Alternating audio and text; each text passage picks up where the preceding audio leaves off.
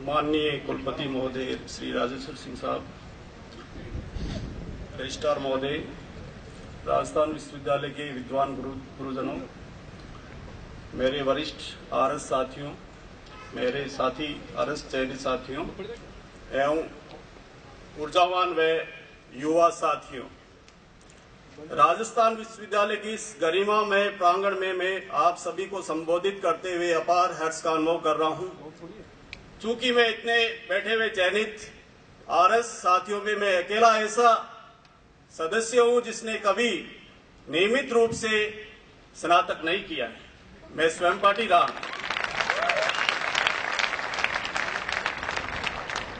मैंने 1995 में जवाहर नवोदय विद्यालय कुचामन सिटी से 12th किया। उसके बाद में जीएनएम के जैसे कि आम धारणा होती है कि सबसे पहले मध्यम वर्गीय परिवार को एक नौकरी की आवश्यकता होती है, ऐसे ही मैंने ये उचित समझा कि मैं भी कोई एक छोटी मोटी नौकरी प्राप्त कर लूं। मैंने जीएनएम का कोर्स किया। तत्पश्चात मेरी जीएनएम की नौकरी लगी। मैं 12 साल तक कंपाउंडर की सर्विस की। मैंने 12 साल तक मैंने कंपाउंडर की सर्विस की। उसके बाद में मेरी चेतना जागृत हुई।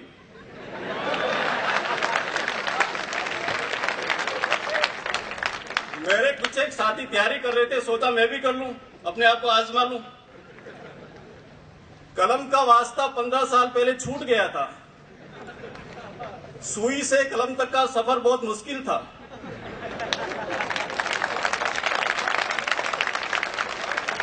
मैंने हिम्मत नहीं आ रही।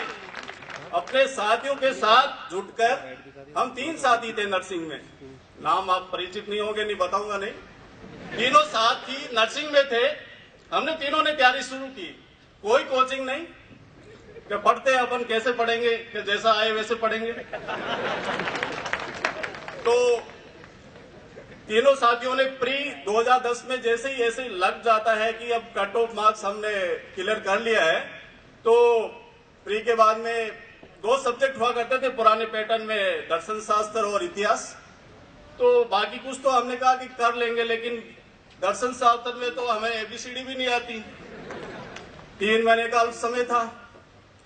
तो बिना समय गवाए प्रोफेसर श्री, मैं उनका धन्यवाद देना चाहूंगा इस मंच से, श्री दिलीप सक्सेना सर से, हमने उनके साथ में जुड़ाव किया और उन्होंने बड़ी संजीदा से हमें कहा कि बहुत अच्छा किया आपने, बिना पढ़े हुए आए हो, कोई खरपतवार नहीं है आपके यहाँ। जो मैं बताऊंगा उसको आप ऐसे ही, मतलब वैसे ही मानोगे जैसे मैं कहूंगा।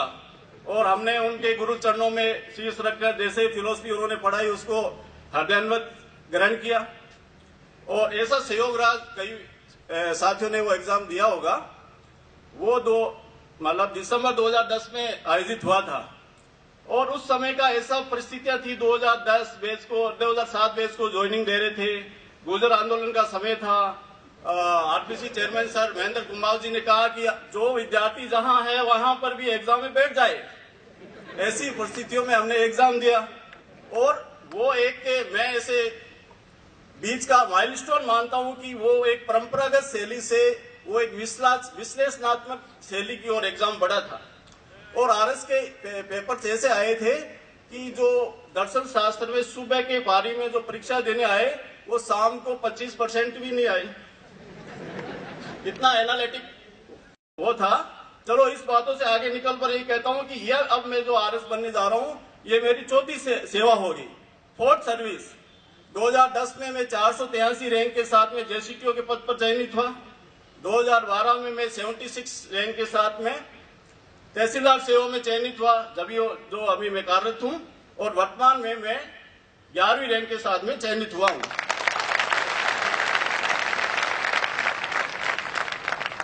तो साथियों, मैंने 76 रैंक प्राप्त करने के बाद में भी विश्राम नहीं लिया। इस बार मेरी एकमात्र चॉइस आरएस थी। बहुत कम ऐसे विद्यार्थी होंगे जो एकमात्र चॉइस के लिए एग्जाम देते हैं। साथियों, मैंने तो रात की चिंगारी से ज्वाला जगाई है और आप भी मेरे से कई गुना बढ़कर कर सकते हो, क्योंकि आपको नव प्रज्वलित ज्योत हो, आपको नवीन प्रज्वलित ज्योत हो। विवेकानंद जी ने इस संदर्भ में कहा, बहुत खूब कहा है, all power is with in you, you can do anything and everything. किसी भी क्षेत्र में सफलता प्राप्ति के लिए जो मैं कुंजी मानता हूं वह है लक्ष्य प्राप्ति हेतु दृढ़ संकल्प, लगन, समर्पण और बिना निराश हुए निरंतर प्रयास करना, जिसमें हर प्रयास को आत्मविश्लेषण के द्वारा परिशुद्ध किया गया हो। अपनी रुचि व समप्रवृत्ति का ही विषय चुने और उसमें सर्वोत्कृष्ट करने का भरसक प्रयास करें।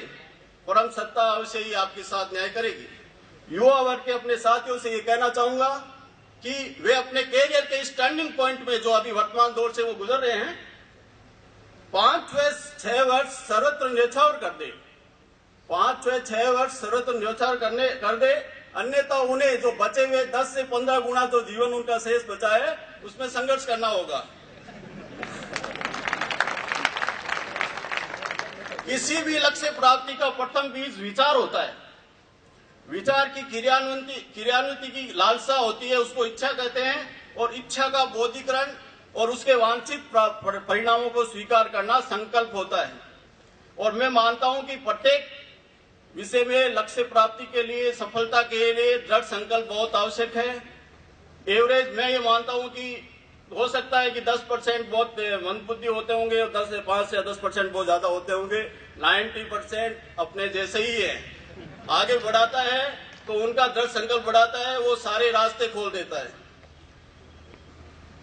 जो लक्ष्य प्राप्ति, क्योंकि संकल्प से आंतरिक प्रेरणा मिलती है और आंतरिक प्रेरणा ही वो चीज है जो हमें अंतिम समय तक साथ देती है। बाहरी प्रेरणा तो एक मसान या विराग है। हो सकता है कि आप मुझे सुनकर घटे भर में बोल जाओगे, लेकिन जो आपकी इनर साइड और इंटरनल इंस्पिरेशन जग जाएगी तो आपको आगे बढ़ने से कोई नहीं रोक सकता। अपनी बायोलॉजिकल क्लॉक्स जो कहते हैं ना, समय दिनचर्या को कैसे डालना है, तो अपनी बायोलॉजिकल क्लॉक्स को अध्ययन के मुताबिक सेट कर ले और उसको अपनी इच्छा शक्ति के द्वारा निरंतर चार्ज रखे। अब मैं इसके आगे बढ़ना चाहूंगा कि कैसे तैयारी करनी चाहिए। जैसा कि मैं सेवा में भी था, परिवार भी था, बच्चे भी थे और अध्ययन भी था। 4-5 मोर्चों पर संघर्ष कर रहे थे। तो कैसे करें? तो ये था कि प्लानिंग ऐसी है कि आप खुद अंदर से सोचिए कि मेरे लिए सबसे बेटर क्या है, मैं कैसे कर सकता हूं। तो मैं कुछ एक ऐसे शब्द काम में लेऊंगा कि तो अटपटे लगेंगे। रोज नामचा जो पुलिस भर्ती है, तो डेली आप एक रोज नामचा खोलिए, मतलब आप प्रतिदिन का आप एक रिकॉर्ड मेंशन कीजिए कि आज मुझे इतने घंटे स्टडी करनी है। जैसे कि हम सर्विस में होते हैं तो 2-4 घंटे ही निकाल पाते हैं, लेकिन एग्जाम का जो समय होता है उसका जो डेट और 1 महीना जो पहले का होता है बहुत ही क्रूशियल होता है। उसमें आप सभी कार्यों को छोड़कर संपूर्ण प्राथमिकता के साथ में इसी में जुट जाइए और रोज नामचा के अनुसार आप अध्ययन करोगे तो हो सकता है कि पूर्ण उस पर खरे तो नहीं उतर पाओगे, लेकिन अपन को ये महसूस होगा कभी जब पूरा दिन मिल जाएगा ना, तो ये महसूस होगा कि आज पढ़ाई नहीं हुई। और ऐसे अपन 15 दिन भी निकाल देंगे ना तो अपन को एहसास नहीं होगा कि मुझे पढ़ाई हुई है नहीं हुई। इसलिए लिखने का बहुत फायदा है। दिन की समाप्ति पर आंखें बंद करके पूरे दिन के अध्ययन की गतिविधियों का मनन कीजिए।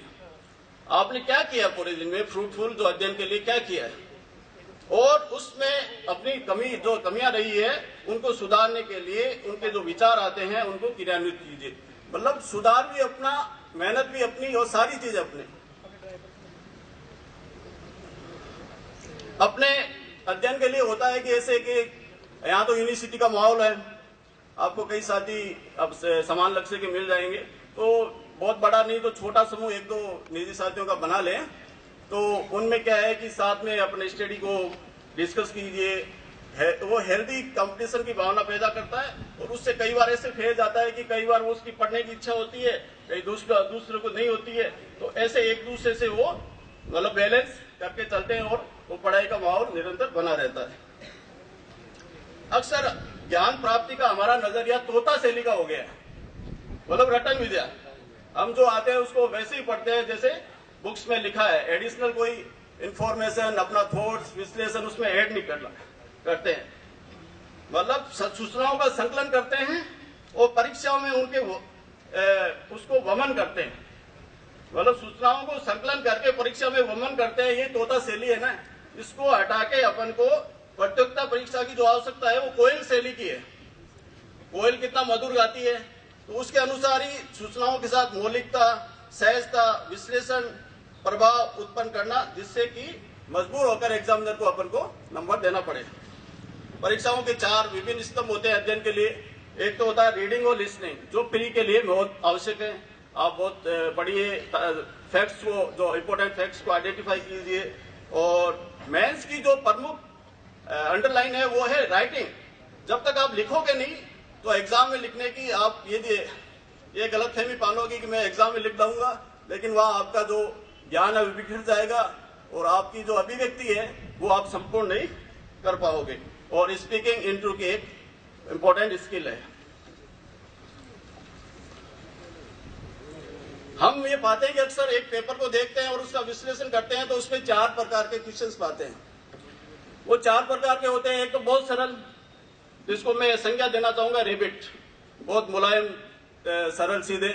और एक पेपर देख के कोई भी कह देगा, 8वीं का विद्यार्थी भी, कि यार ये भी कोई क्वेश्चन आपके आते हैं क्या। फिर उसमें कुछ कठिन आएंगे जो डियर टाइप के होते हैं, मतलब हिरन कुलाचे मारेंगे, इधर उधर दौड़ेंगे, लेकिन आप उनको कवर कर सकते हो। फिर उससे अधिक कठिन आएंगे, वो होता है वुल्फ, भेड़िए टाइप, उनसे आपको संघर्ष करना पड़ेगा। और कठिनतम क्वेश्चन आते हैं जो सभी एग्जाम में होते हैं, मतलब 4 प्रकार के क्वेश्चन आते हैं। कठिनतम क्वेश्चन को मैं कहूंगा टाइगर टाइप। तो इनको सोल्व करने का कैसा तरीका रहना चाहिए, मतलब कलेक्ट रैबिट एंड डियर्स। पहले जो रैबिट्स और डियर्स को आप कलेक्ट कर लीजिए, कलेक्ट करके उनको लिख डालिए।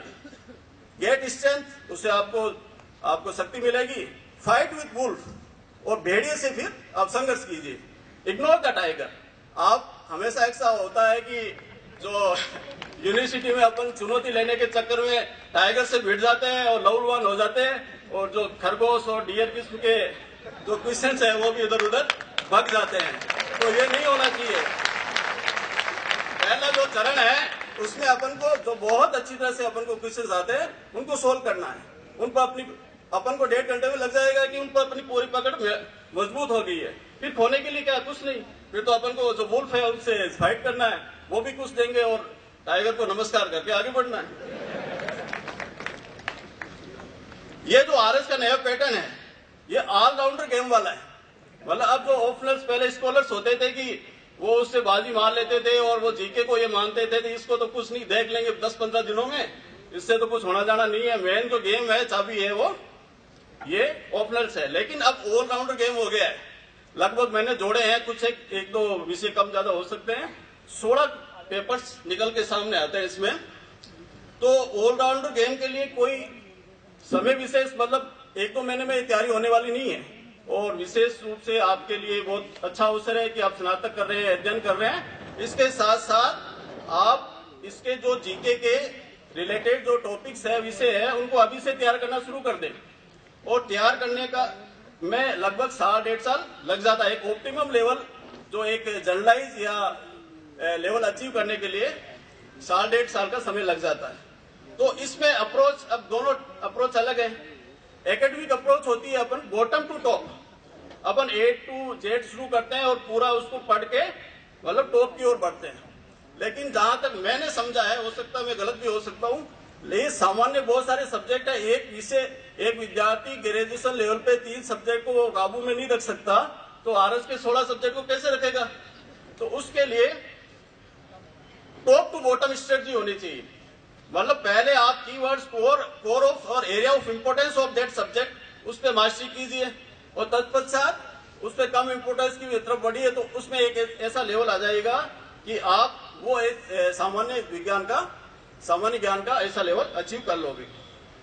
तो प्री के बारे में संक्षिप्त रूप से समय जैसे कहा है, मैं बोलना चाहूंगा कि 150 क्वेश्चन होते हैं। और राजस्थान का विशेष वेटेज है, वो भले उसके कल्चर में हो, इतिहास में हो, अर्थव्यवस्था में हो, भूगोल में हो, करंट अफेयर्स में हो, 1/3 क्वेश्चन राजस्थान से आएंगे। और राजस्थान का यही मेंस में रहेगा। तो इसलिए राजस्थान को बहुत अच्छे से तैयार करना चाहिए, और इसकी भी जो इम्पोर्टेंस है वो इंटरव्यू में भी बनी रहती है। तो मुख्य परीक्षा के बारे में मैं कहना चाहूंगा कि मुख्य परीक्षा में सफलता का सूत्र है जो बहुतायत में अध्ययन करना नहीं है, विशिष्ट ढंग से प्रमाणिक अध्ययन व उसके लिखित प्रदर्शन में ही इसका जो सफलता का सूत्र छुपा हुआ है। अब बहुत सारे मेरे साथी मेरे बची हुई बातों को शेयर करेंगे। बहुत बहुत शुभकामनाएं सभी को। मैं चाहूंगा कि अगली बार आप भी यहाँ आके संबोधित करें। जय हिंद, जय भारत, धन्यवाद।